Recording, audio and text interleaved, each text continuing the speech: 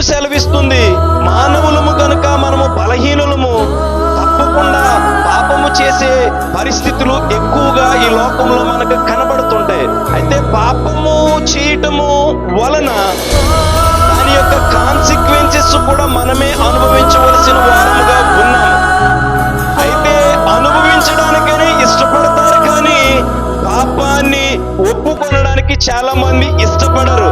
ఎందుకంటే నామోషి, నేను ఎక్కడ పాపము చేశానని చెబితే నన్ను ఎవరైనా ఎంత తక్కువగా చూస్తారో, నన్ను తక్కువగా చులకనగా మాట్లాడతారనేటువంటి భావము మనము కలిగి మనము చేసిన పాపాలను ఒప్పుకొనము, వాటిని కప్పుకుంటాము.